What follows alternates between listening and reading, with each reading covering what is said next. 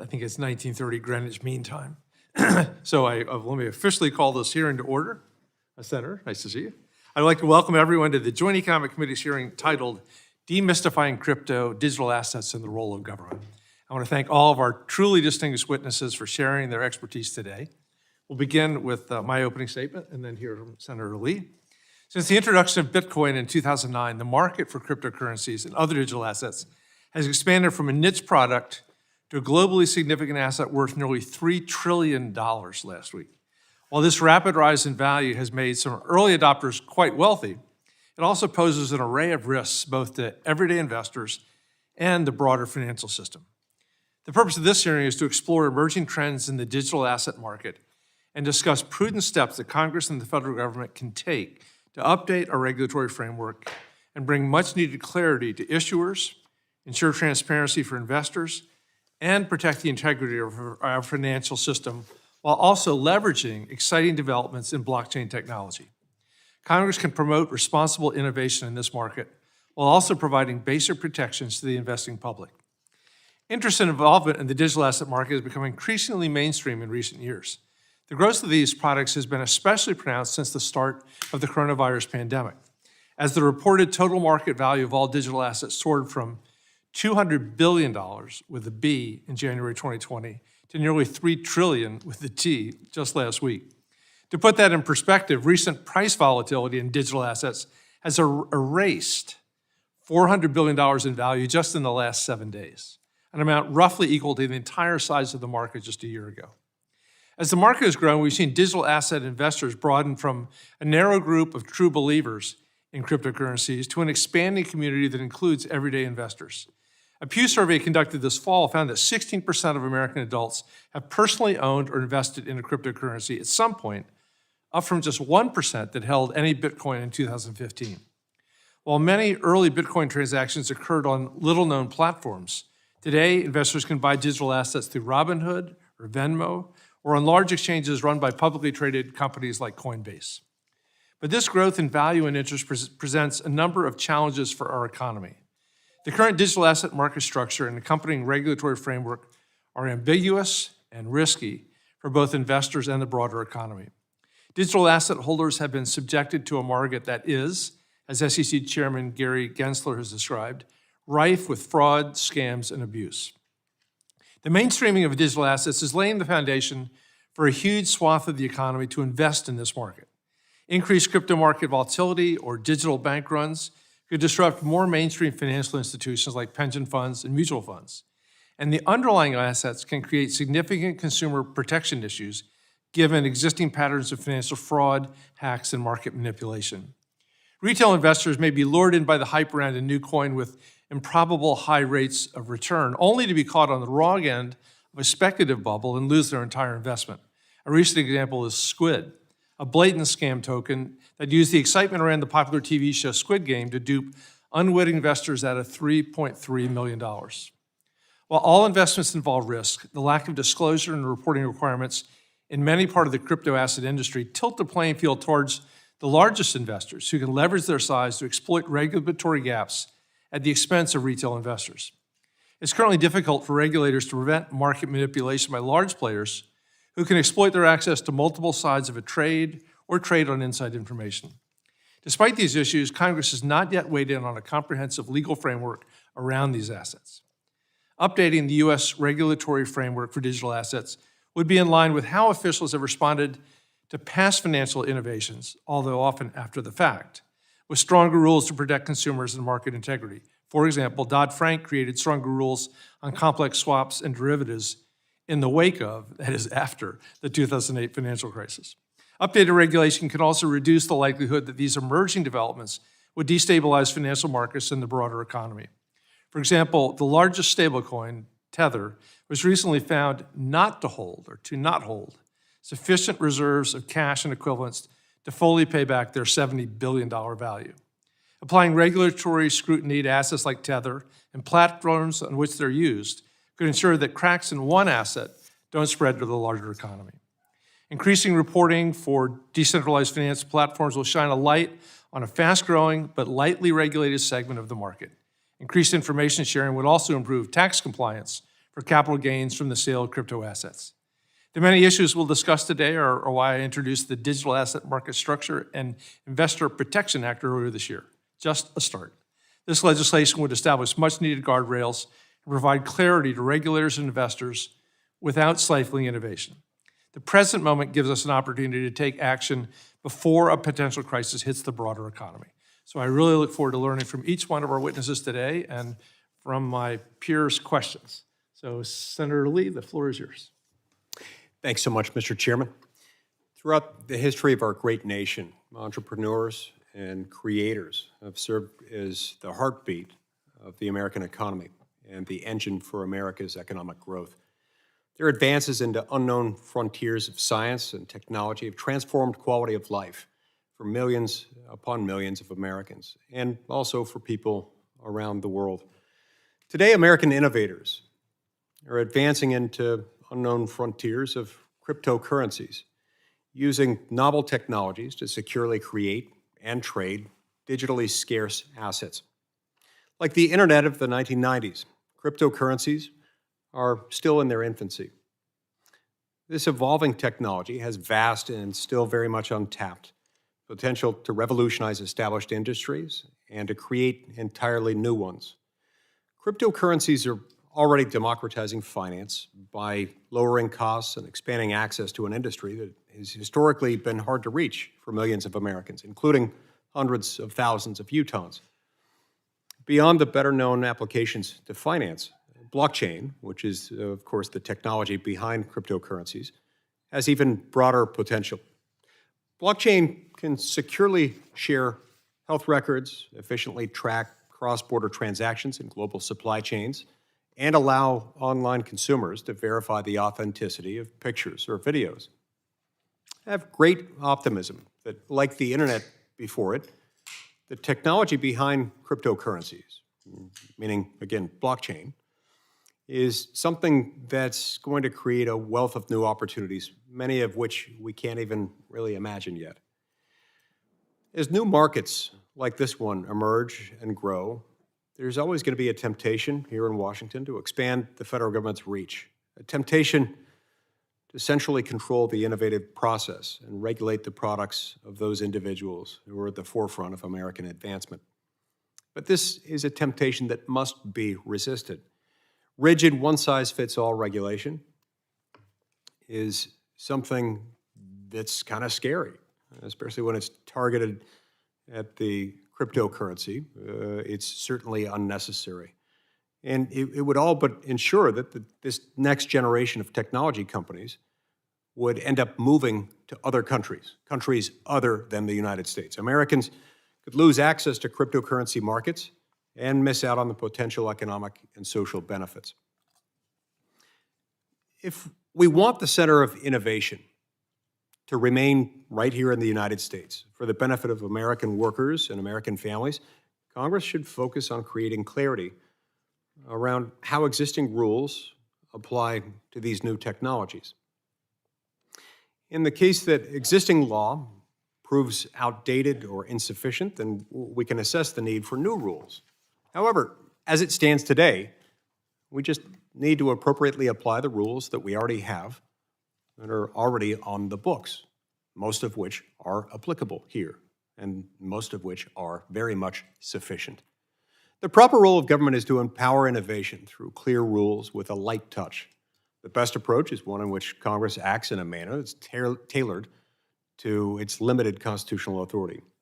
It's one where the federal government acts with restraint, and in so doing, protects the creation and ingenuity that powers our great country. Because when we restrain government, we unlock unlimited human potential that among the American people is immense. In today's hearing, I hope we can focus on policies that protect a flexible regulatory framework for Americans who are building our future. If we can resist centralizing power in Washington, as has long been the impulse of Democrats and Republicans alike in this town, and instead preserve this space for American innovation to flourish, entrepreneurs across the country stand ready to unleash the tremendous opportunity of new digital economies. Thank you, Mr. Chairman. Senator Lee, thank you very much. Now I'd like to introduce our four distinguished witnesses. Ms. Alexis Goldstein is the Financial Policy Director at the Open Markets Institute.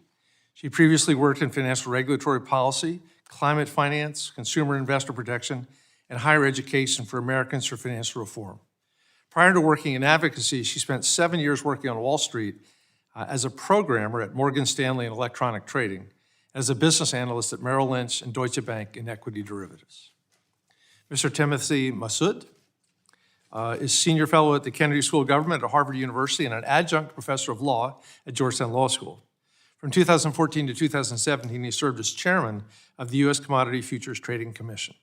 Under his leadership, the agency declared virtual currencies to be commodities, introduced reforms to address automated trading, and strengthened cybersecurity protections. Mr. Massad has a BA from Harvard College and a JD from Harvard Law School. Mr. Kevin Werbach is a professor and department chairperson of legal studies and business ethics and director of the Blockchain and Digital Asset Project at the Wharton School of the University of Pennsylvania. His work focuses on telecommunications and internet policy, as well as applying digital game design techniques to business. Before joining the Wharton faculty, he served as a counsel for the new technology policy at the Federal Communications Commission during the Clinton administration. He's published 4 books, including The Blockchain and The New Architecture of Trust. Mr. Werbach received a BA from the University of California at Berkeley and a JD from Harvard Law School. Finally, we have Mr. Peter Van Valkenburgh, who's the Director of Research for Coin Center. Formerly, he was the Google Policy Fellow for Tech Freedom. He's a graduate of NYU School of Law and a self-taught designer and coder. So welcome, all of you. We have 5 minutes for each of your testimony, and we will begin with Ms. Goldstein and then continue in the order of introductions. Ms. Goldstein. Thank you so much. Chair Beyer, Ranking Member Lee, and distinguished members of the committee, thank you for inviting me to testify today. My name is Alexis Goldstein, and I'm the Director of Financial Policy at the Open Markets Institute, where my work focuses on financial regulation and consumer protection. As the chair mentioned, I previously worked on Wall Street as a programmer at Morgan Stanley and then as a business analyst at Merrill Lynch and Deutsche Bank prior and during the 2008 financial crisis. I am not only a researcher of digital asset markets, I am also a user of them. I have used large exchanges, I have used so-called decentralized finance platforms or DeFi, I have tried out Layer 2 solutions, and I have bridged from one blockchain to another. And my impression as a user and a student of these systems is that while many claim that this is the future of finance, it looks a lot like the history of finance to me. The space is full of intermediaries and rent-seeking. For example, if you wanted to swap one crypto asset for another on Ethereum today, you'd have to pay over $100 to a miner to execute your transaction on the Ethereum blockchain. If you wanted to do it last week, it might have cost you hundreds of dollars to do so. If you are a large entity, you can also front-run transactions by effectively bribing the miners. You can essentially up the transaction fee that you want to pay to the miner, and they will execute your transaction before others. Many of these ostensibly decentralized finance platforms also make use of the very same forced arbitration clauses and class action bans that the biggest banks in the United States do, in order to deny their customers the right to sue over disputes in a court of law. We have also seen the CEO of a major crypto lending and borrowing platform called Compound unilaterally threaten to report their users to the IRS if they had benefited from a software bug that Compound itself created, raising more questions about whether this particular platform is truly decentralized. One of the problems that we see in the existing financial systems is that users with the least amount of money often pay disproportionately high fees. And unfortunately, I have found this problem is largely replicated in digital asset markets. Coinbase, for example, has 2 cryptocurrency exchange platforms, Coinbase and Coinbase Pro. Coinbase is aimed at newer users, but charges astronomically higher fees than its Coinbase Pro offering. There are also large concentration concerns in the digital asset space. Facebook is one example who is moving ahead on its digital asset pilot despite ongoing questions and concerns from lawmakers, concerns that their plans may be incompatible with the current financial regulatory landscape. Venture capitalists also play a significant presence in the cryptocurrency markets and appear to hold considerable market power and power over the governance of many of these platforms, and their investment is growing fast. VC firms invested $17 billion in digital asset firms in the first 6 months of 2021, which is more than 3 times what they invested in all of 2020. Hedge funds, family offices, and large too-big-to-fail banks are also a growing presence in the crypto markets. There are also questions about conflicts of interest among major market players. To take a single example, the CEO of the exchange FTX, Sam Bankman-Fried, reportedly also owns 90% of a proprietary crypto trading firm, Alameda Research. In traditional financial markets, barring a serious liquidity crisis, you will be able to sell back the product that you purchase. But on DeFi, it is very easy for malicious actors to design tokens that can be bought but never sold. Some crypto investors solve for this by reading the code of new coins to look for pitfalls and ensure they don't fall prey to these kinds of scams. But this is a fairly high bar for non-programmers. I worked on Wall Street before and during the 2008 financial crisis before Dodd-Frank. And much what I saw working with the then unregulated over-the-counter derivatives market reminds me of some of the things I see in today's digital asset marketplace. Systemic risk tends to arise when the scope, size, scale, or interconnectedness of certain activities metastasize and spread contagion to the broader financial system. There are several concerning items, including leverage, opacity in market data, and poorly understood interlinkages between market participants that are currently present in digital asset markets and may indicate potential systemic risk.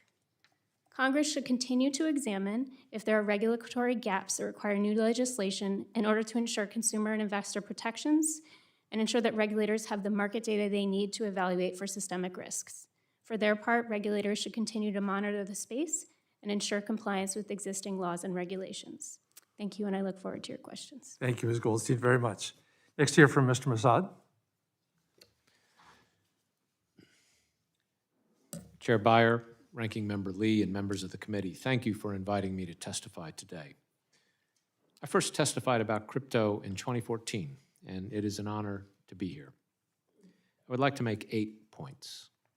First, there is no question that digital asset innovation is incredibly important and beneficial overall. But there should also be no question that the time to strengthen and clarify regulation of digital asset markets is long overdue. If done responsibly, it will support, not suppress, innovation. Second, stablecoins are one of the most urgent challenges. If properly regulated, they might help modernize our payment system. But today they pose significant risks. The recent report of the President's Working Group on Financial Markets describes this very well. It calls on Congress to adopt legislation that limits stablecoin issuers to insured depository institutions. I prefer a slightly different formulation where we have some bank-like specific regulations of the risks, but we limit the issuer's activities so they aren't making loans and they aren't doing all the things that traditional banks do. And in that model, deposit insurance may not be necessary. This is a better way, I believe, to foster competition and innovation and address the risks. Third, I agree with the PWG report on the need to regulate stablecoin arrangements generally, not just the stablecoin issuer. Once issued, stablecoins trade on decentralized blockchains pursuant to smart contracts, as well as on centralized exchanges. This means that no single authority is responsible for the overall operation of the stablecoin. And with regard to decentralization, or what is called DeFi generally, it can be a good thing, but calling something DeFi should not make it a regulatory-free zone, and we should keep in mind that that label can mean lots of different things. We need to apply standards, appropriate standards, to financial market activities, not the technology itself, that occur on such platforms. Fourth, Bitcoin is neither a widely accepted means of payment or a stable store of value today.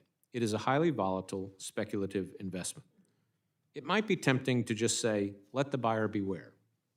But the continued growth of a largely unregulated crypto market poses risks to society, including risks of illicit activity, tax evasion, ransomware, investor fraud, and potential harm to broader financial markets.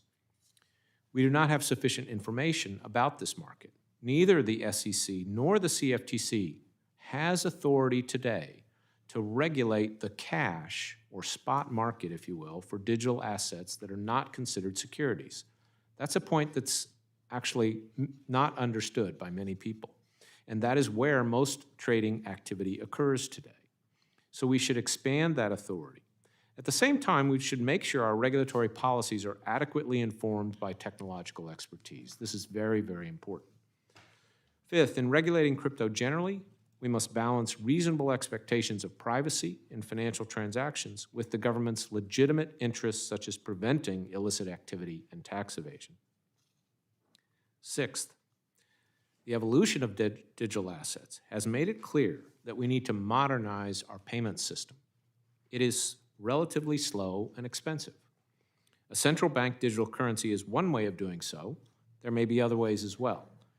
My concern is we're not moving fast enough to either develop a prototype CBDC or to determine what the best strategy is. Seventh, CBDCs, stablecoins, and digital assets generally are often cited as a means to achieve greater financial inclusion, and we should consider their potential for doing so. But we should act now to improve access to financial services through other means as well. The need is too great, and this should not be deferred. Finally, the challenge we face is not unusual because the financial sector constantly innovates and our regulatory system has to catch up. I helped draft the original agreements for swaps 30 years ago, and swaps created a lot of beneficial hedging. But the industry resisted regulation and eventually generated excessive risks that almost brought down our financial system. It was only then that we created a regulatory framework under which the industry is thriving today.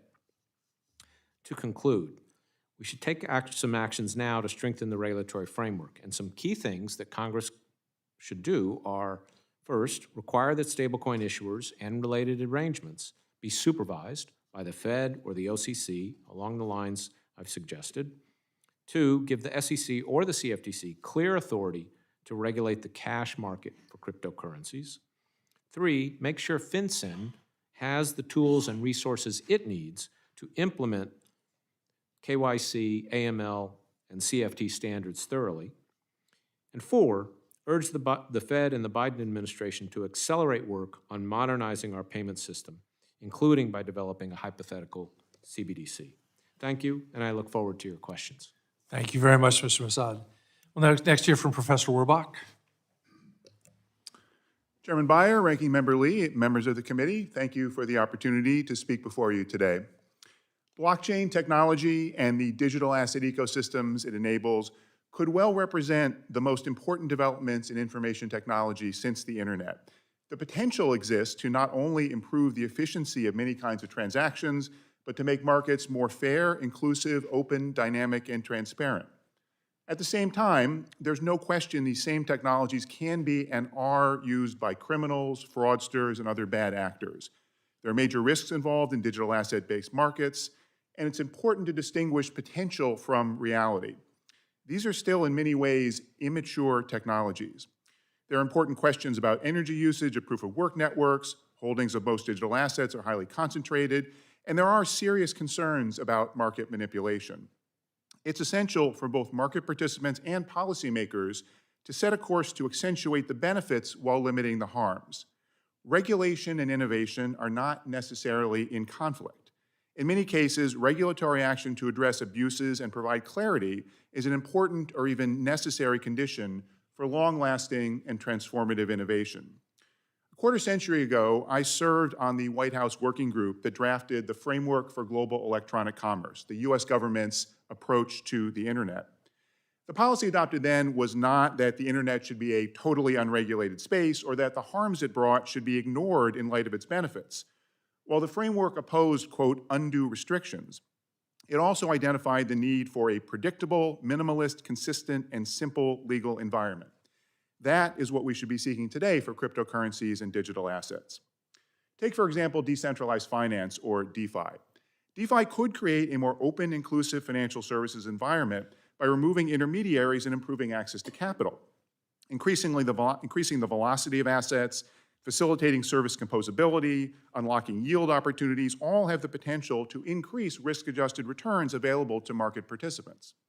However, DeFi also poses significant dangers, which were detailed in the DeFi Policymaker Toolkit, a collaboration of the Wharton Blockchain and Digital Asset Project and the World Economic Forum. The challenge DeFi poses is how to address these challenges and risks through regulation. A centralized cryptocurrency exchange has a corporate parent, offices, management team, custodial assets, and typically licenses or registrations. An automated market maker, AMM, or other on-chain DeFi protocol, though, need only be software, code running on a decentralized global blockchain network. While this may sound like an insoluble problem, it's likely to be manageable in practice. First, DeFi services are heavily dependent on stablecoins as on-ramps and off-ramps. Clarifying the regulatory context around stablecoins and ensuring they're subject to appropriate obligations could help address the DeFi regulatory conundrum. Second, users often access DeFi functionality through websites and services maintained by protocol developers. Some developers have already taken steps, such as blacklisting tokens whose trading would clearly violate securities laws. Finally, DeFi protocol and governance tokens did not appear from nowhere. The moment of token issuance is an important regulatory opportunity. This is, for example, an area of focus of MiCA, the European regime under development now for non-securities digital assets. The history of peer-to-peer or P2P file sharing applications such as Napster 20 years ago also provides a helpful roadmap for how seemingly unregulable services can be addressed. These applications were held liable for copyright infringement when they maintained essential components of central control or when they knowingly induced illegal activity. Going forward, Congress should take a three-pronged approach to the regulatory questions that cryptocurrencies raise. First, where possible, provide breathing space and help policymakers gain greater understanding of market dynamics. Second, quickly address the low-hanging fruit. There are laws and regulations with language that inadvertently fails to accommodate digital assets, and fixes are relatively uncontroversial. There are also too many obvious bad actors who have not faced legal consequences, and large players in the blockchain ecosystem credibly accused of systemic market manipulation. Third, at some point, outdated legal frameworks are no longer technology neutral or effective. Over time, we will need to reconsider the basic foundations of financial regulation put into place nearly 90 years ago after the Great Depression. Such an effort will position the U.S. to maintain its leadership in the global financial system as it moves into its next technological transition and leadership in the emergent sphere of blockchain-based activity. I look forward to your questions. Thank you, Professor, very much. And last, we'll hear from Mr. Van Valkenburgh. Chair Beyer, Ranking Member Lee, members of the committee, thank you for this opportunity to speak with you today. On Halloween 13 years ago, an email to a public mailing list shared a link to a PDF. It was the Bitcoin white paper, 3,192 words, a handful of simple illustrations, and some C++ computer code. The following January, a 2 megabyte computer program was made freely available for download to the same public mailing list.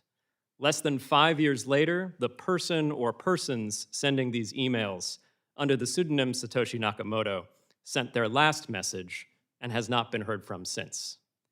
Today, a few thousand words, a computer file smaller than a cat video, and a missing author have brought about an economic revolution. Over $3 trillion worth of economic activity recorded and secured on blockchains, shared ledgers that no single person, corporation, or government permissions or controls.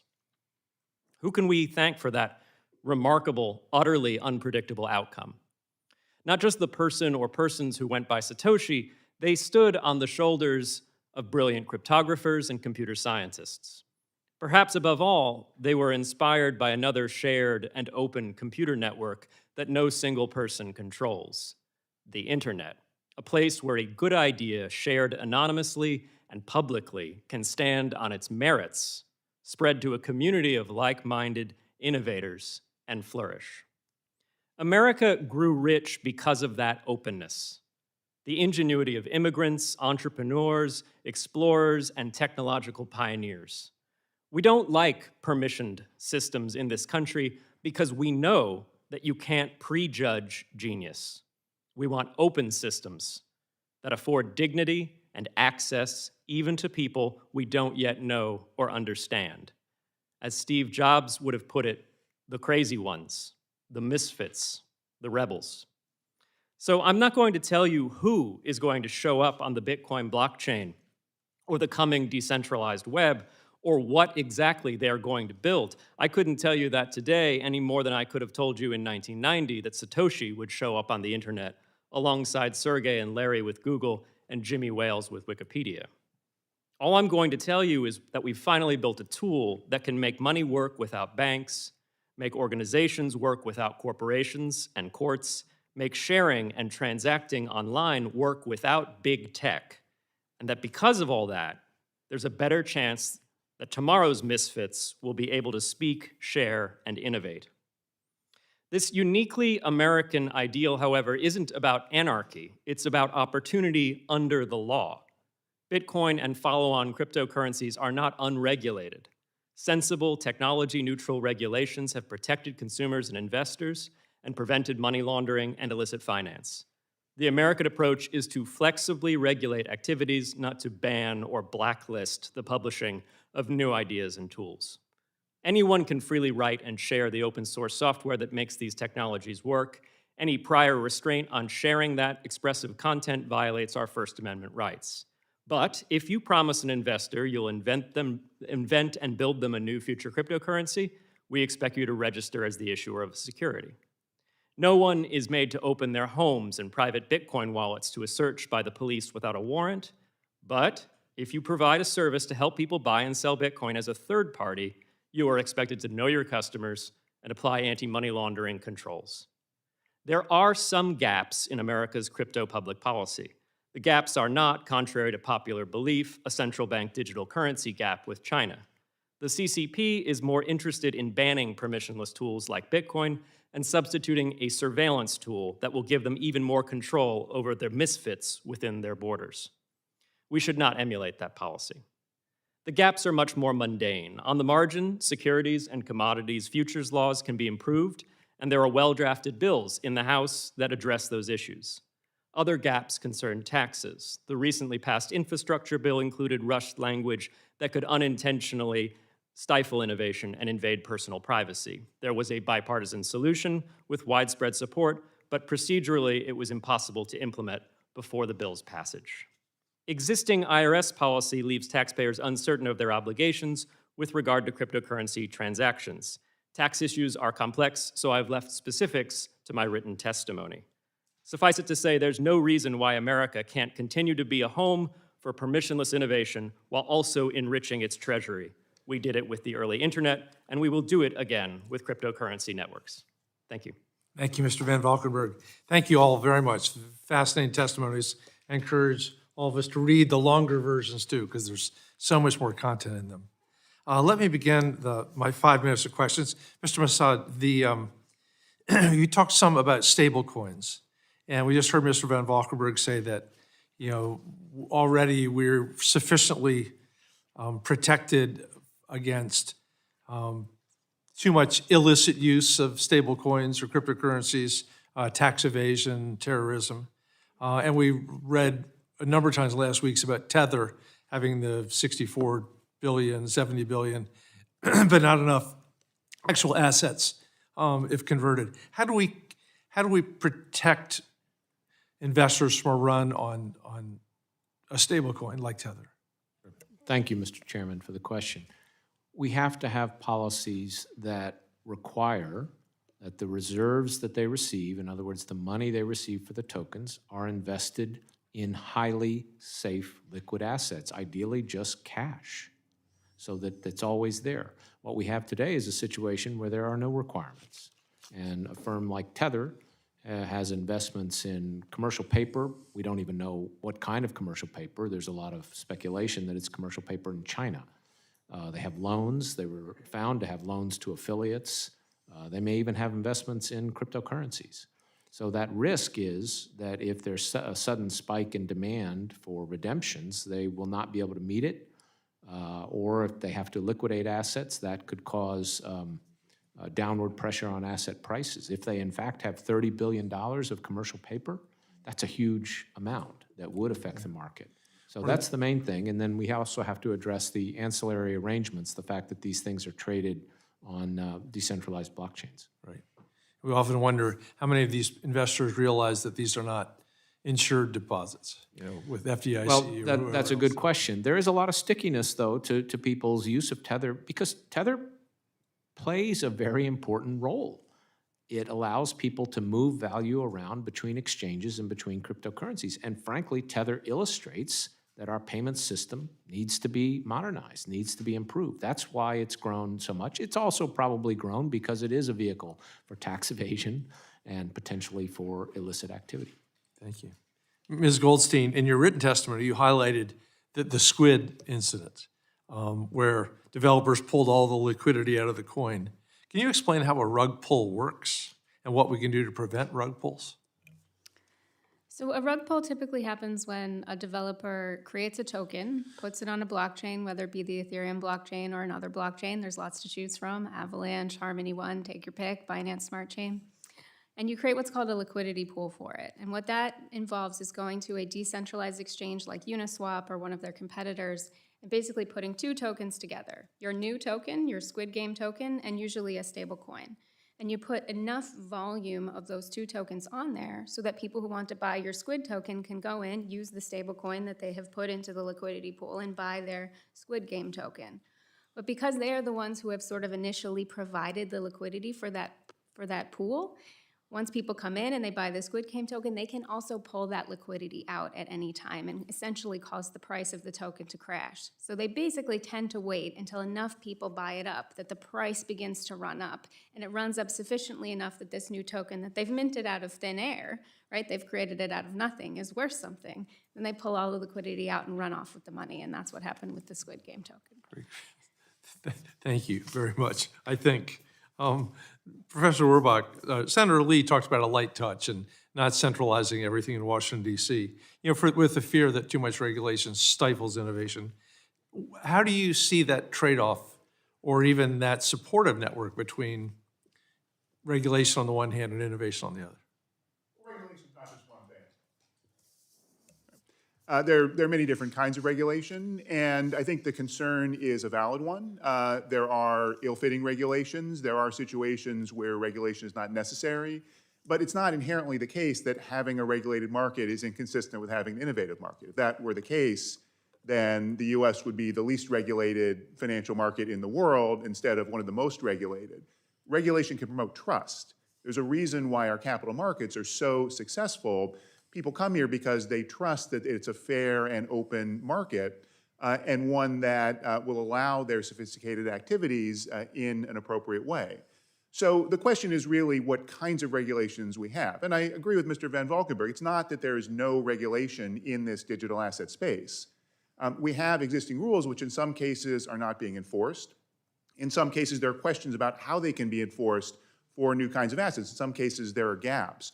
So what we need to do is something like what we did 25 years ago with the internet: do an inventory, identify what the issues are, identify what the existing regulatory structures are, and identify where there are gaps, where there are problems, where the danger is that either the absence of regulation or the lack of clarity about regulation that exists will lead to these kinds of abuses and will lead to a situation where the market potentially collapses.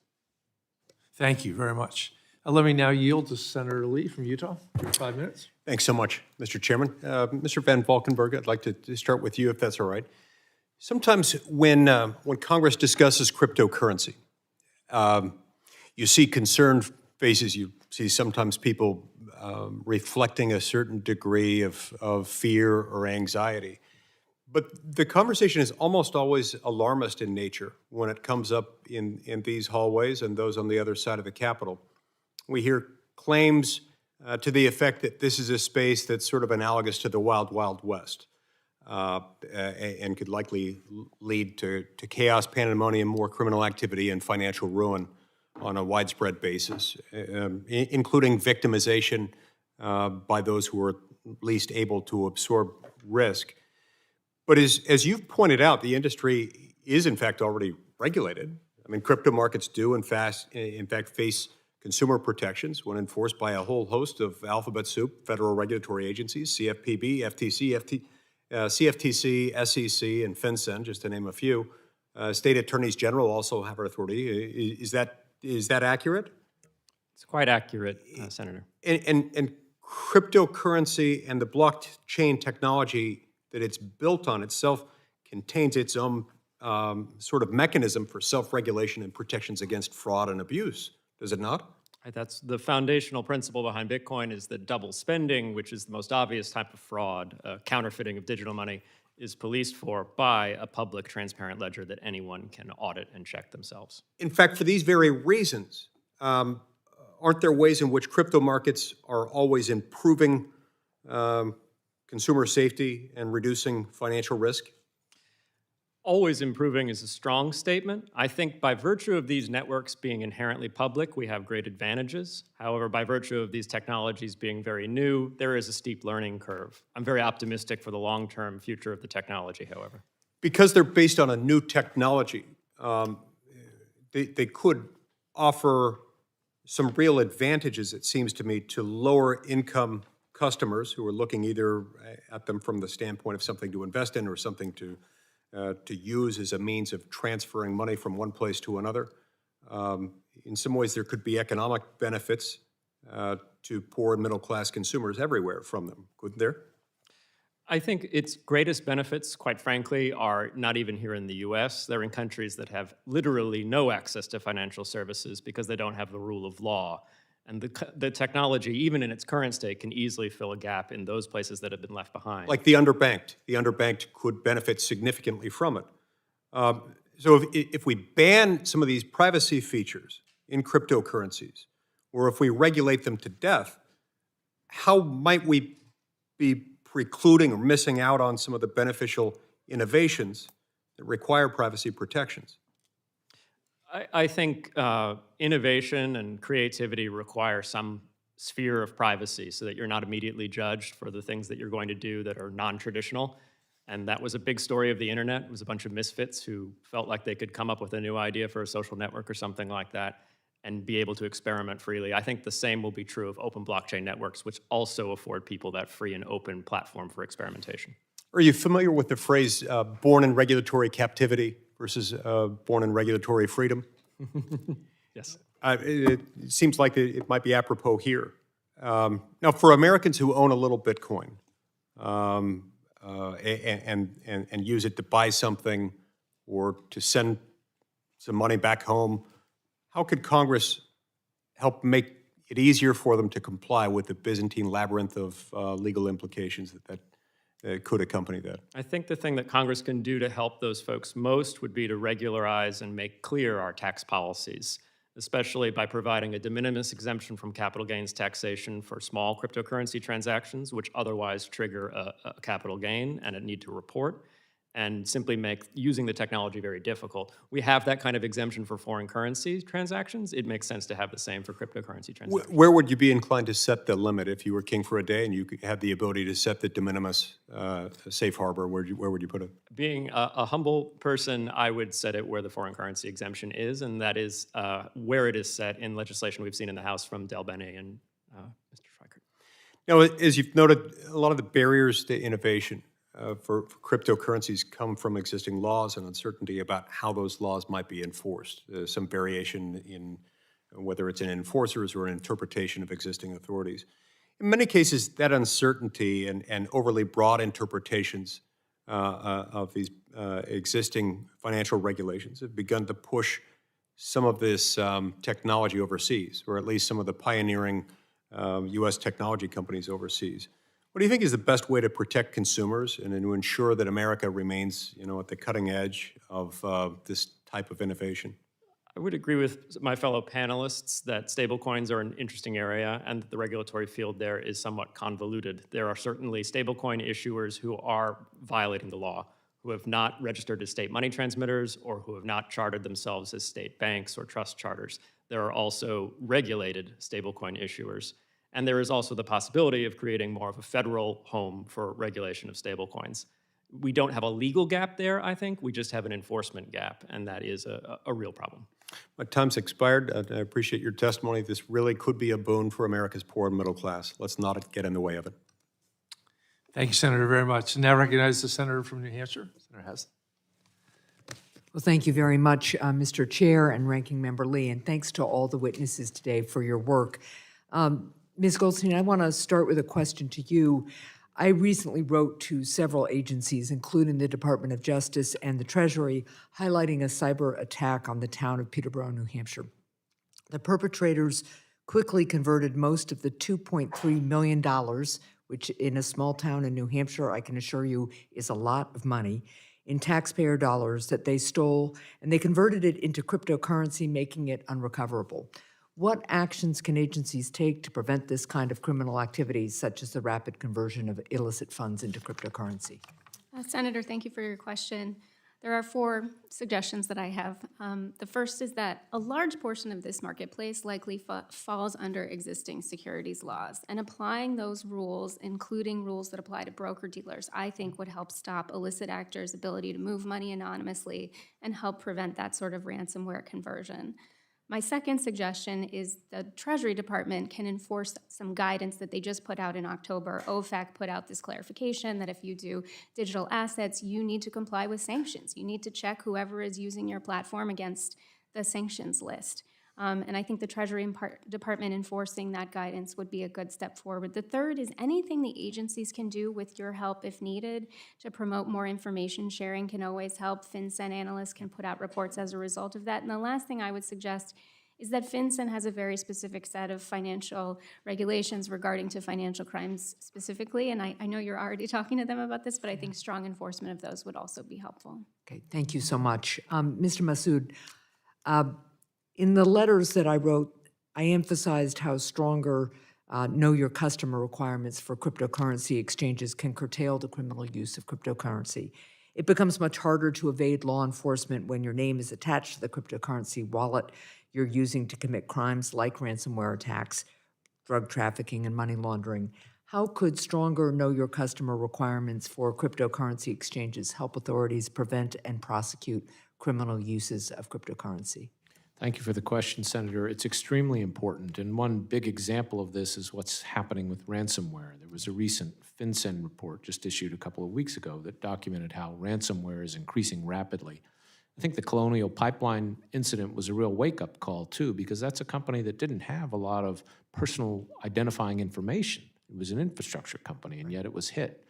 I think we're going to see more of that. The FinCEN report talks about how these illicit actors often act through the crypto exchanges. They reuse addresses. They make multiple transfers of the illicit profits so they can't be traced. And, you know, KYC is critical here, and we need to bolster, you know, FinCEN in this. But it's more than that. We also have to have a structure of regulation around these exchanges. Coinbase, Kraken, these other exchanges, they're not subject to the same standards that we have for securities and derivatives exchanges. They're registered as money transmitters. That's a pretty light touch of regulation. They don't have standards to prevent fraud, to prevent conflicts of interest, to prevent things like wash trading. Wash trading is where you essentially trade with yourself or with an affiliate. Right. That's very, very common. And there's a very interesting CFTC action here. The CFTC only regulates derivatives contracts. So to say that, you know, the SEC or the CFTC has power over these exchanges is wrong, because the CFTC can't regulate that cash market for Bitcoin any more than it can regulate the sale of cows just because it regulates cattle futures. Okay. And yet it does have very limited power to bring fraud actions, but that takes a lot of resources to do. They did bring one against Coinbase, but even one of the Republican commissioners said, you know, this is going to mislead the public into thinking that we regulate these exchanges, and we don't. So it's a broader problem than just KYC standards, but that's critical. Okay, that's very helpful. Thank you. One more question, again for you, Ms. Goldstein. I recently introduced a bipartisan bill with Senator Ernst that would require Treasury to report to Congress on how cryptocurrency is used globally and its effects on global supply chains. How has cryptocurrency mining affected global supply chains in recent years, including for critical technologies such as semiconductors? Well, Senator, I commend you and your fellow senator for the bill and the report that you request. Essentially, crypto mining has an arms race. Their technology needs to improve all the time so they can keep up and make money, and that means often they have to replace the equipment very fast, and that means more demand for semiconductors, and that means less electronics makers who need semiconductors for other things are able to access them. So I do think that there's a lot of research in particular showing, for example, graphics card need secondhand goes in conjunction with the price of ether, for example. Okay, thank you very much, and thank you, Mr. Chair. Yeah, thank you, Senator, very much. I recognize the gentleman from Arizona, Mr. Schweigert. Thank you, Mr. Chairman. I may take this slightly a different way, just because, and you and I have worked on discussions around this for a long time. I have a fascination with distributive ledger. I think I hold the record of being the first one to actually mention Bitcoin in a Ron Paul hearing, believe it or not, many years ago. Could we spend a couple seconds, because three of you have sort of touched on it. Let's do some societal good. Transaction costs, using of my credit card, the wire transfer. What do we, as policymakers, need to do to, in many ways, use the technology that should crash the price of someone walking into, whether it be Walmart and using a credit card or sending money back to the family in Guatemala? This technology should be crashing that price. First, what do we as regulators need to do on that? And then we're going to go down the rabbit hole on a couple other things of identity and other things that could actually help. We were trying to do an experiment in Arizona of using a blockchain to identify homeless and the benefits attached to them and have it in a universal spot. So, Thank you, Congressman. It's an excellent question. Stablecoins are one possible way to do that if they're properly regulated. A stablecoin is simply a token. no, well, I'm sorry. I'm going to geek out with you. Just Yeah. I'm very familiar with the underlying mechanism. Matter of fact, years ago, I worked on an escrowing for a blockchain code to show you how far down the rabbit hole I went. But you think a stable coin would be your methodology for creating faster the rails? It certainly could be, because again, it's a token that's then backed by the dollar. And there's a lot Could you of just use a proposals. stable token?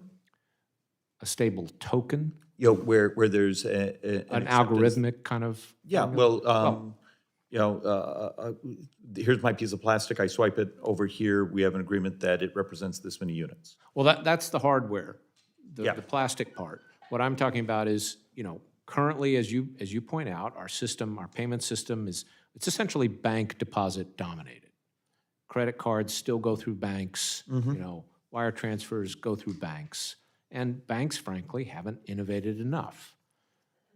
With a stable coin, if properly regulated, you could potentially have new entrants into payments that then are creating new payment rails using that digital technology. Okay, so instead of you and I going over the underlying technology, because we've whiteboarded a fixed stable token, actually, which is pretty much the same thing. What do we have to do policy-wise to make that available? Because overnight, that would actually change cost in our society of using 3%, 5%. Yes, it could. I think we need to create a regulatory framework to regulate those issuers so that, and the PWG report, I think, lays out a lot of the issues. My only concern with it is it recommends that Congress adopt legislation that says only insured depository institutions can do But this. that you just screwed up the cost structure again. I think that limits competition. Okay, Right. Mr. Valkenburgh. Same sort of question. How do I use distributed ledger, blockchain technology, whatever title you want to give it? I know this is more in crypto, but also using the knowledge that we're developing here to benefit society in those transactions. So I think my fellow witness, Mr. Werbach, with his insights about the Clinton administration's framework for a global electronic commerce is on the money.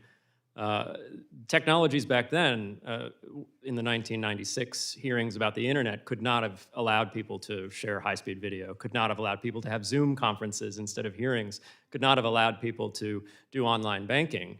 You could send a very small amount of data through the internet at that point. I was involved in the old Check 21. Yes. So give you an idea how far back.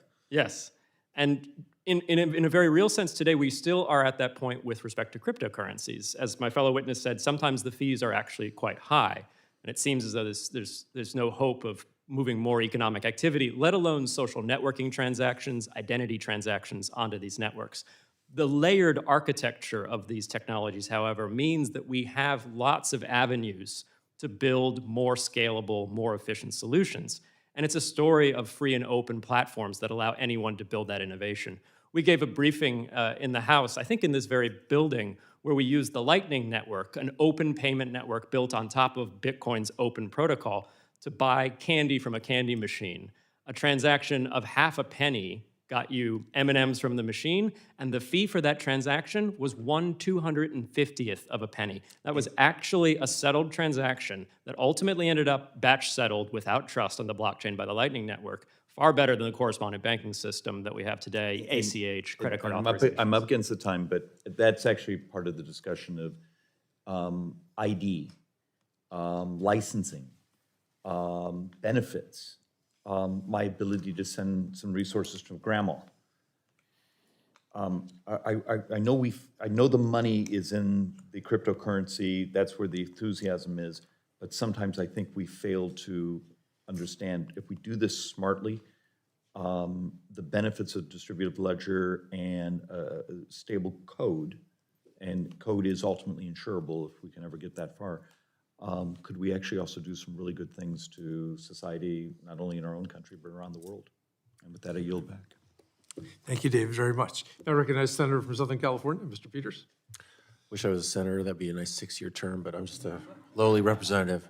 Thank you very much, Mr. Chairman. Thanks for having this hearing. This has actually been fascinating and a really good presentation. It sounds like we're struggling at the beginning of this phenomenon with using government to come up with fair rules like the markets have that people can trust without getting in the way of the innovation that can happen. I think that's a pretty common story, and we're just at the beginning of it. One issue I had for you, Ms. Goldstein, though, is to be fair, we want to make sure that the currency is not used for tax evasion. And I just want to refer to the bipartisan infrastructure framework. There was a provision that attempts to prevent tax evasion in the crypto space by requiring, starting in 2024, brokers to report cryptocurrency gains in a 1099-B form. I wonder what you thought of that as a measure to curb tax evasion. Is that sufficient, or do you think there are other particular measures that we should pursue? I'm a supporter of that language. I think it's important. I think, we talk a lot about innovation in this space, but, there's a lot of companies we might not think of as so innovative, like Charles Schwab or TD Ameritrade, and they are supplying those sorts of tax reporting every day. And I think I had to do my cryptocurrency taxes last year. And because I did not get a 1099-B form from a lot of the different platforms that I used, I had to pay a third-party vendor over $100 or $200, I don't exactly remember, in order to generate my tax form for me so that I could submit it to the IRS and make sure that my crypto taxes were paid appropriately. Right. And so I think not only is there a benefit of sort of going after some of the tax evasion that, the administration has reported is happening, but there's also a benefit to the end user. It would make it a little bit easier for them to do their own taxes. The burden would no longer be on the own individual investor. It would be on the platform. Right, and I assume in this industry we won't hear any back talk about how difficult it is to calculate this because it's a pretty sophisticated operation, it seems like. I had a question for Mr. Massad. In a recent Brookings report, you suggest that the Financial Stability Oversight Council should commence a review of stablecoins. Can you tell us a little bit more about what you think in general, what we're going to get out of this? Not at the level that Mr. Schweikert would understand, but maybe that the public could. Not to ding Mr. Schweikert, but it's no surprise he understands this at the same level as the witnesses. The Financial Stability Oversight Council has the power under the Dodd-Frank Act to designate a payment activity as systemically important or likely to become systemically important. And I think, the growth of stablecoins from very low numbers to over 130 billion today, plus the potential future growth, if we did allow them to have broader application, might very well meet that test. If they do that, then the Federal Reserve is charged with developing risk management standards. So I think that is a way to create a regulatory framework. Certainly Congress could pass legislation too, but I think the FSOC could take that action, and that could address a lot of the issues that we've mentioned. Making sure the reserves are invested in cash, making sure there's liquidity, making sure there's operational resilience, and making sure things like KYC are adequately dealt with. And that would certainly be an important thing in lieu of, there's no deposit guarantee. You'd certainly want to make sure Correct. there's cash behind this. Correct. That's right. And today, some of the stablecoin issuers are registered as trust companies, but that state registration doesn't mandate all the standards that I'm talking about. It's still a light touch. Mr. Werbach, tell me what the key differences are you'd identify between decentralized finance and traditional banking, and whether you think there's a potential that this in fact affects the integrity of the dollar, this whole phenomenon. Well, decentralized finance is essentially transforming finance and financial services entirely into software. So it's about financial services that settle on a blockchain, a decentralized ledger, that are non-custodial. So you don't give up control of your assets to the third party, and that are open, programmable, and composable. So this is basically open source software, and these pieces can be plugged into each other. It's a much more open and dynamic way of doing financial services, and it's one reason that we've seen an explosion of activity in DeFi, and companies coming up with new kinds of opportunities, which can be very beneficial. The problem is they do it without the kinds of restraints that we have in the traditional system. And some of those restraints are very important for all the reasons that my fellow witnesses and I've talked about, whether it's about money laundering or about protecting investors. So the answer is not to go back to the banking system and to prevent DeFi from happening. The question is, first of all, understanding what those risks are. And also understanding what's happening in the marketplace. Because, for example, there are DeFi insurance platforms that are coming into existence that allow you to hedge against the risk that, for example, there's a hack on a DeFi service. But again, all of this is so new that we don't have an understanding of what it is.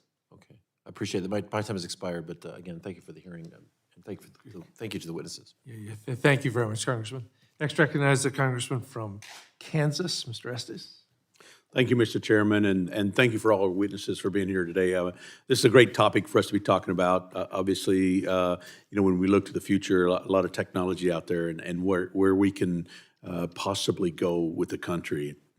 And I want to go back and, we talked a little bit about this, but over the past 30 years, we've seen a number of innovations tied directly to the internet. And, a lot of rapid developments and adaptations, and really it was impossible to know how the internet would function back when, it was first being formed. So, today we see that the blockchain technology and the capability there that gives Americans the ability to reliably record information without having an intermediary to act as the recorder of that information. I think there's a whole host of potential applications from across the economy, from land titles and ownership records to contracts and improving security, over and above what we frequently have talked about in terms of crypto technology as being used as a currency. And I think there's a lot of decisions we have to make in both areas. But just like when the internet was new, we need to be careful about how Congress approaches these new technologies and what regulations we put in place. Just like there were many false starts with internet during the dot-com bubble, but today it's really a critical tool that we have.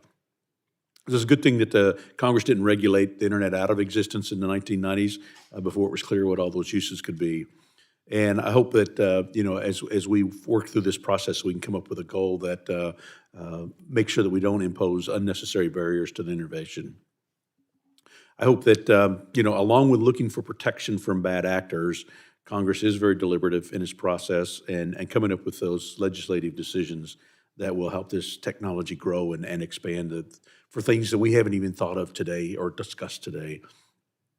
I do have a couple questions. Mr. Van Valkenburgh, what do you see as some of the exciting technologies that are exciting applications that we can use with the blockchain technology going forward?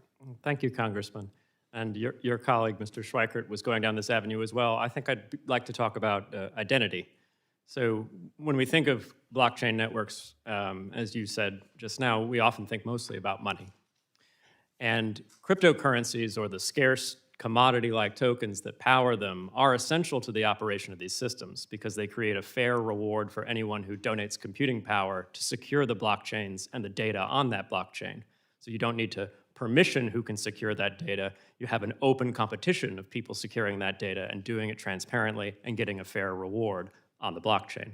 But that said, once the blockchain is secure, you can put information in that blockchain that goes beyond merely a transaction where I pay Mr. Schweikert a Bitcoin.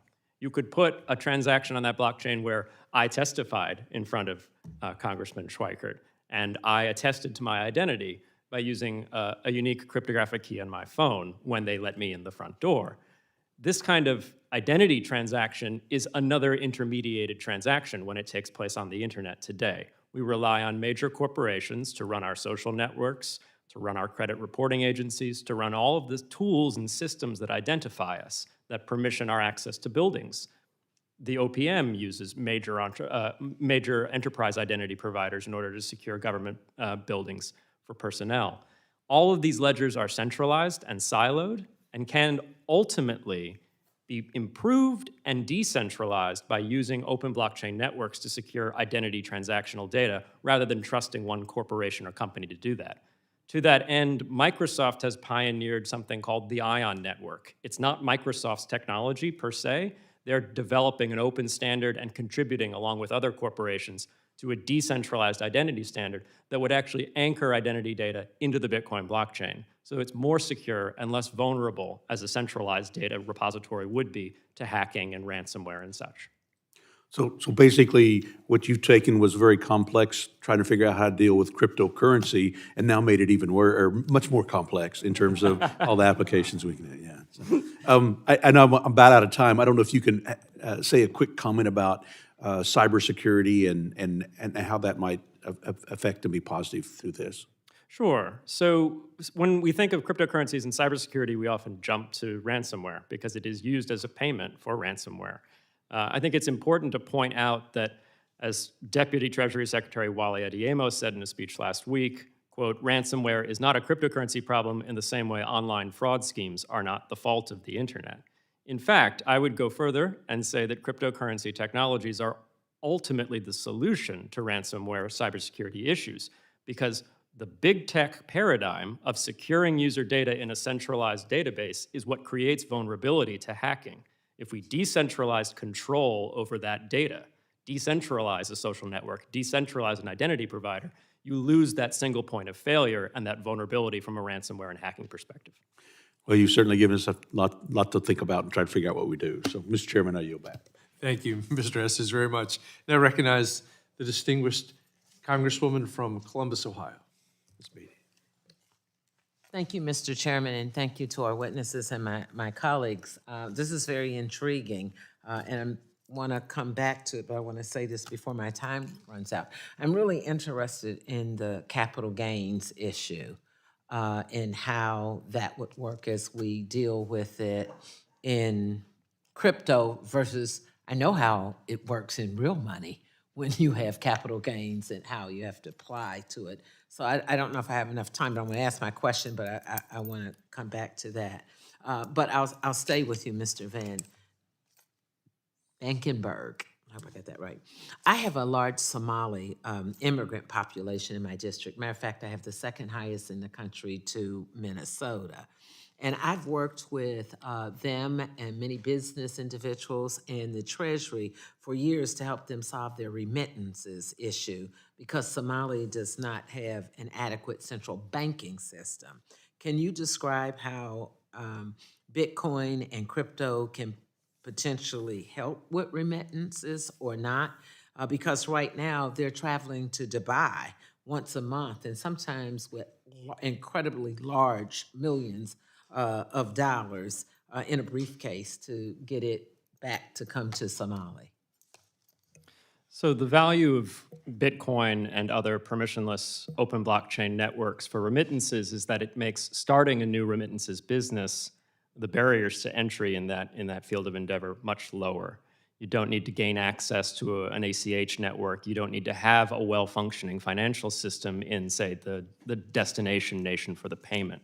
Now, that said, I want to be sober about this. You still may have last-mile concerns. If the person at the other end of the remittance is happy getting a decentralized cryptocurrency, then they may be able to receive that cryptocurrency using nothing more than a phone and an internet connection.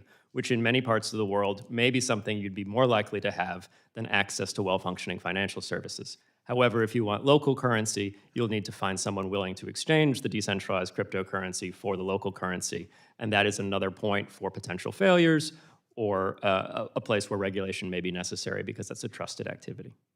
Mr. Werbach, I know you have gone around the country giving lectures to business folks, attorneys, and in your book when you talk about this being the new architect. Any comments on that? Because I think you hit on something. You know, you have to have it on both ends.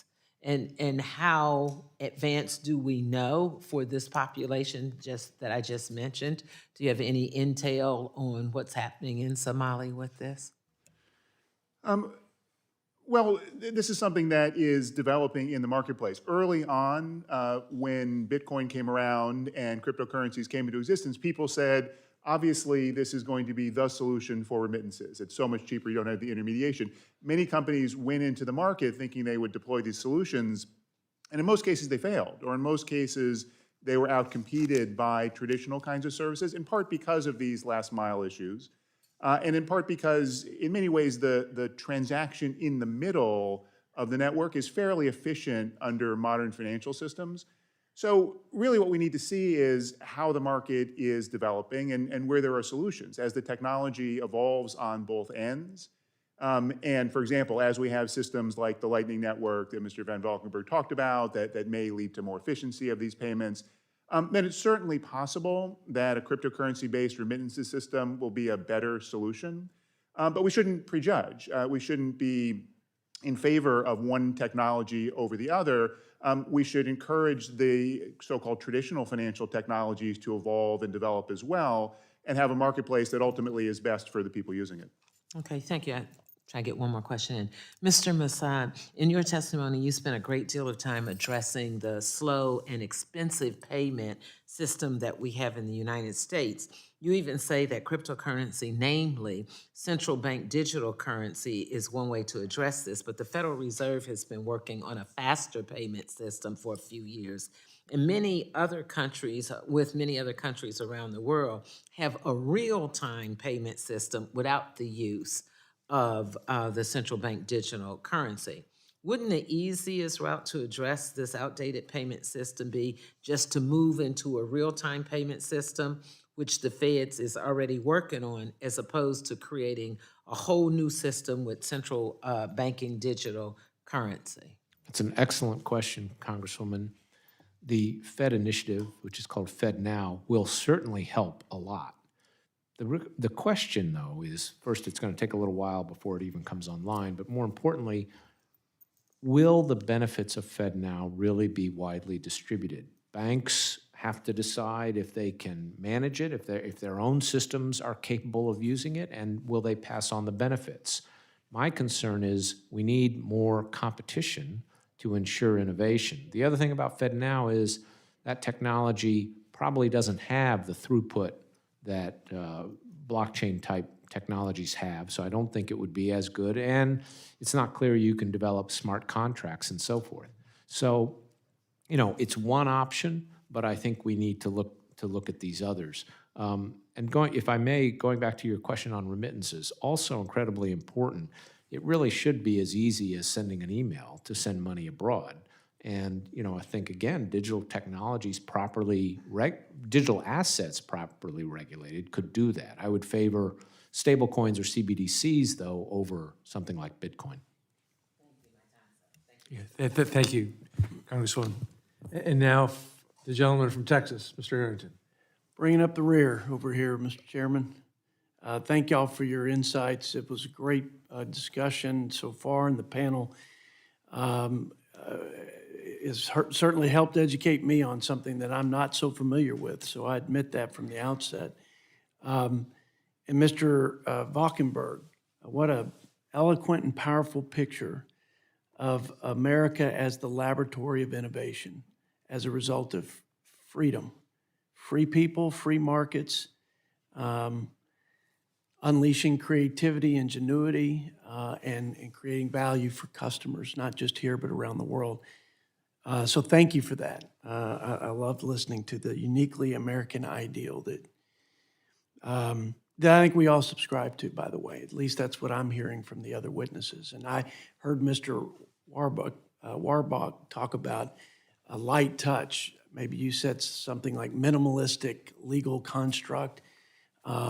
We want to all balance innovation and the need for having rules and basic safeguards. And because I don't know as much as I need to give any informed comments beyond this. I was a former regulator as chief of staff at the FDIC for many years, and a lot of the regulations there were derived from the risk to the deposit insurance, right? I mean, with that came a lot of risk management on the safety and soundness, and then there were lots of consumer protection regulations and rules to follow. Absent systemic risk and a deposit insurance for consumers that the taxpayers are ultimately accountable for as a backstop, where are the gaps here? What if there was one thing you could all agree on in terms of filling the gaps to make sure we had basic safeguards, but we were not in any way, I think you said that in some ways regulation and appropriately applied at the right time in the maturation process can support this, not stifle it. I agree with that. So what could you all agree on?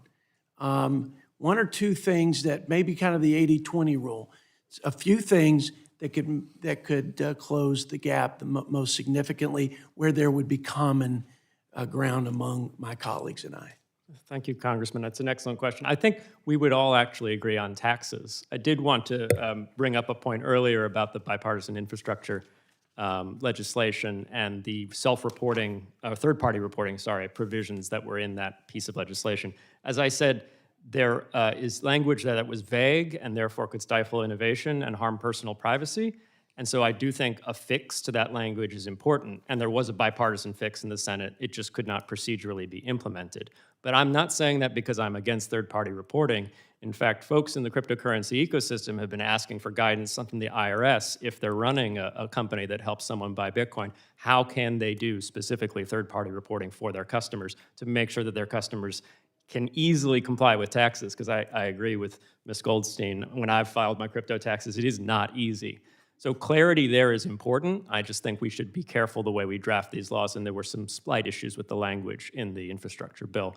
Again, I would say a de minimis exemption from capital gains taxation for small transactions is a sensible tax policy, and we could also have better tax policy with respect to assets that people receive because of cryptocurrency forks, which I'll not dare explain at the moment, but Representative Emmer in the House actually has proposed excellent legislation to address that issue. Thank you, Mr. Werbach. Do you agree, and would you add, what would you add to that? Well, I would agree with that. I think we all agree that stablecoins are an area where there needs to be some investigation. We may not all agree on precisely what that should entail or whether additional legislation is needed, but I think we would agree that there are actors in that marketplace who are non-compliant, who purport not to do business in the U.S., and yet are listed on virtually every U.S.-based exchange. So I think we would agree that's something where there's a need for action. I think we might agree on this issue that Mr. Massad talked about in terms of the gap on spot market exchange regulation. Again, not necessarily in exactly what that looks like, but if there is a third-party exchange, then there needs to be some oversight for market integrity, just as we have with other kinds of exchanges. And the fact that the split between the CFTC and the SEC is what it is just creates an unfortunate byproduct in this area. Thank you. Mr. Massad and Yes. Ms. Goldstein in the final seconds here. First of all, I'm pleased that Mr. Werbach agrees on the spot market. And just to clarify, a lot of people think, well, it's either a security or a commodity. So that means the SEC and the CFTC just have to decide how to regulate this, which one is going to do it. That's not the case. The SEC can only regulate the digital assets that are securities. The CFTC regulates futures and swaps that are based on those other digital tokens, and even sometimes on digital tokens that are securities. But again, that means the CFTC can regulate Bitcoin futures the same way it regulates cattle futures, but the CFTC doesn't regulate the buying and selling of cows.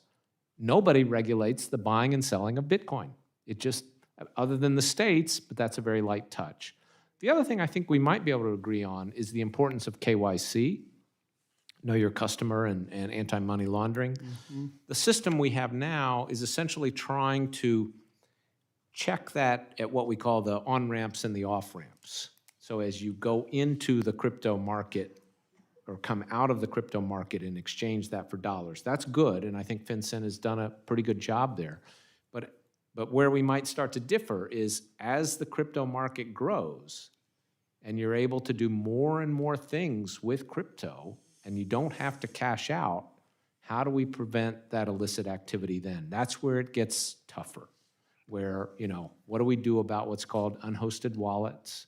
What do we do about DeFi transactions? How do you have reasonable KYC that's risk-based, that doesn't try to, regulate every single transaction, that recognizes people are entitled to some privacy, but we still got to prevent that illicit behavior, and that's tricky. Thank you, Mr. Massad. Mr. Chairman, it was The an chair excellent might hearing. allow- Okay, would you indulge the final comment from the witness? Absolutely. Thank you. Thank you, Chair.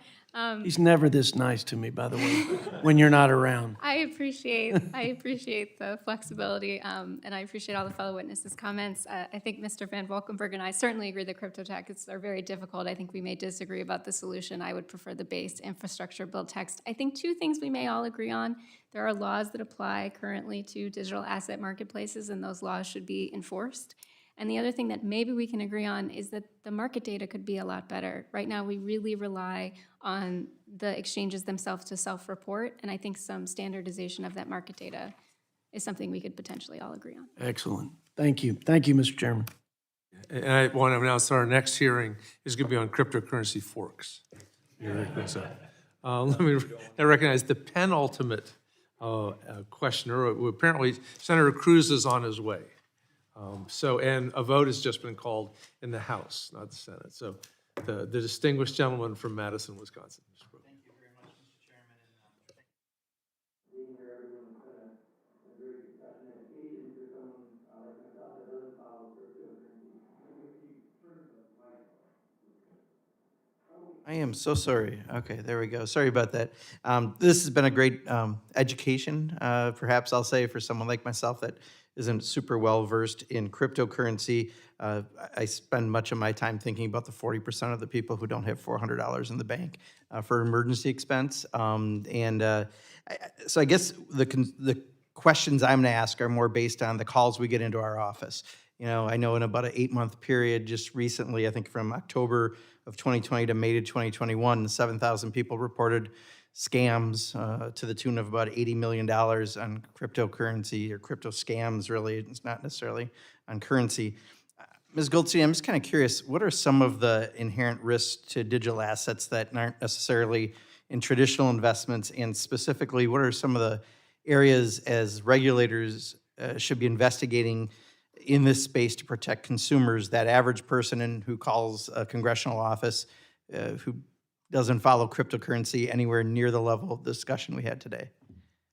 Well, thank you for the question, Congressman. I think there's a lot of different risks in the digital assets marketplace that are particularly unique. One is that individual users are sort of, they need to manage the counterparty risk themselves in a way that you traditionally wouldn't in the banking system, right? You have a bank account and it's FDIC insurance. You're not worrying about who's on the other side. That's also true if you're trading stocks, right? You might rely on SIPC, and you pretty much can guarantee that if you trade a stock at the end of the day, you'll probably get it, right?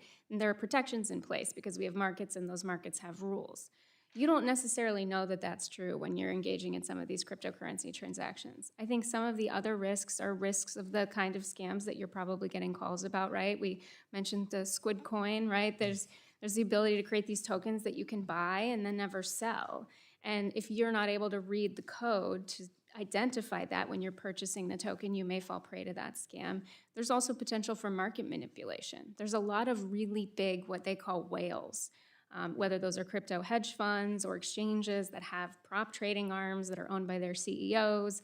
whatever it may be, there's real potential here for market manipulation. There's even a whole technical term for it, minor extractable value, which is the ability of cryptocurrency miners to sort of rearrange transactions in ways that they profit from. So all of this would benefit, obviously, from existing laws being enforced, but also perhaps to the extent that you and Congress see that there are gaps, making sure that the rules that we are used to in the sort of traditional markets are applied here so that individual investors aren't subject to these kinds of market manipulations. And then if you just crank it up a couple notches, so rather than that individual be getting scammed, are we at any risk of having a broader, more systematic risk to our country? And what specific kind of regulatory effects do we need to do in order to safeguard against that? Well, Congressman, I think it's a great question and it's a hard one to answer because the market is very opaque right now. And there are a lot of entities that are private funds, whether they're family offices or hedge funds do some basic reporting, but they're not required to report their cryptocurrency transactions on the Form 13F that the SEC makes them file every quarter. Family offices have no reporting requirements whatsoever. So it's a little hard to tell, but we have industry data, right? We know that institutional investors are more and more interested, private funds in particular, in getting in this space. And what I worry about is contagion.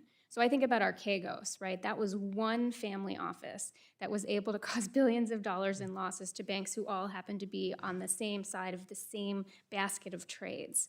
If too big to fail banks are also counterparties to hedge funds who also have big cryptocurrency portfolios, and there's volatility in that market that may lead them to sell non-crypto assets, and they're all selling their non-crypto assets at the same time, you could lead to a spiral which could perhaps impact the economy. So that's the way I'm thinking about contagion, given the limited data that we have to really understand the complete picture. Well, I look forward to however this conversation, Mr. Chairman, continues. I know our colleague, former colleague, Jared Polis, was quite successful in this area, but he was quite successful to begin with. I think what I'm looking for is on that average, call that we get into the office, someone who didn't have a lot of money to begin with and tried something and got scammed, just to make sure we have the right regulatory network to protect that person. So I yield back. Thank you very much. Thank you, Congressman Pocan. And now the distinguished senator and astronaut from Arizona, Senator Kelly. Thank you, Mr. Chairman, and thank you, everybody, for being here today. I really appreciate it. Ms. Goldstein, question about stable coins. But first of all, new technology is something I'm always very interested in, and innovation. I think it's one of our things our country does so well. And but I am concerned about cryptocurrency and stable coins. And one aspect of stable coins is that, in theory, it provides a bit more stability, linking the coin to a reserve. But a key issue to address as it relates to stable coins is ensuring sufficient transparency to protect the users, the folks who buy stable coins. So how do we ensure that there is sufficient transparency about the reserves utilized in stabilizing the coin's value? So could you talk a little bit about that, the transparency and the requirements for disclosure, if there are some? Thank you for the question, Senator. I think there are a lot of different ways that we could approach this problem, and it sort of depends on the stablecoin, right? Some stablecoins are algorithmic, and they have a basket of assets, and they move around. Some are meant to be pegged to the dollar or another fiat currency. And I think there are a lot of different places that different regulators could approach this problem. Some stablecoins may be securities that should be regulated by the SEC, which would bring a substantial amount of transparency. The Presidential Working Group has considered, that the prudential regulators have asked Congress to look into doing some legislation around stablecoins. There's also a role for FinCEN to play and make sure that stablecoin issuers who are doing redemptions and also issuing these new stablecoins aren't doing anything that involves any sort of financial crimes. There's also, I think, an important piece about stablecoins, which is that DeFi doesn't work without stablecoins. And that is a new and emerging piece of this marketplace that is operating in some cases without adherence to some of our existing laws like Know Your Customer, anti-money laundering compliance, and combating terrorist financing. So I think, unfortunately, there's no easy answer. There's perhaps a role for every single regulator and, of course, a role for state attorneys general, right? I actually think that Tether might be a little bit behind. They're supposed to give a quarterly disclosure about their reserves, and I'm not quite sure that they have done that on time. So there's also a role for state law enforcement as well. So in general, do you feel we need more transparency and disclosure than we have today with regards to stablecoins? I think that that would be helpful, but I also think that the regulators have a number of tools to ensure that currently, and I would encourage them to use the tools they currently have to make that happen. Well, thank you, Ms. Goldstein, and Mr. Chairman, I yield back the remainder of my time. Senator, thank you very much. And our ultimate questioner, the distinguished senator from Texas, Senator Cruz. Thank you, Mr. Chairman, and I appreciate the adjective as the ultimate questioner. I'll take that with a chuckle. I have to say, I think cryptocurrency and Bitcoin mining provide enormous opportunities. They're creating vast amounts of wealth. They're creating a hedge for people against inflation. Inflation is a growing concern across the country. They're creating entrepreneurs in all 50 states. I'm also particularly proud that my home state of Texas is becoming an oasis for the blockchain community, for Bitcoin miners, for innovators and entrepreneurs in the crypto world. Unfortunately, the one thing that is capable of screwing all of this up is the United States Congress. And I have deep concerns that Congress is already in the process of doing so. As most people watching this hearing know, in the recently passed so-called bipartisan infrastructure bill, there are provisions targeting and inflicting enormous harms on the crypto industry. As originally drafted, the infrastructure package contained a provision that expands the definition of broker to nearly all participants in the cryptocurrency structure, treating them as a financial institution, which means they have to report consumer information to the IRS, even if those participants don't have access to that information. Additionally, the infrastructure bill included language incorporating digital assets into Section 6050I of the Internal Revenue Code, which states that in a broad range of scenarios, any person who receives over $10,000 in digital assets must verify the sender's personal information, including social security number, and sign and submit a report to the government within 15 days. And failure to comply results in mandatory fines and can be a felony with up to 5 years in prison. We have seen how crypto poses a threat to totalitarian regimes. For that reason, the Chinese Communist government recently acted to ban Bitcoin mining. And the sad reality of Congress legislating in this matter, I can speak at least for the Senate. I doubt there are 5 members of the United States Senate that could tell you what the hell a Bitcoin is. And legislating is always a messy process, but when it comes to legislating in an area where most members of this body have very little familiarity with the details, it is highly perilous.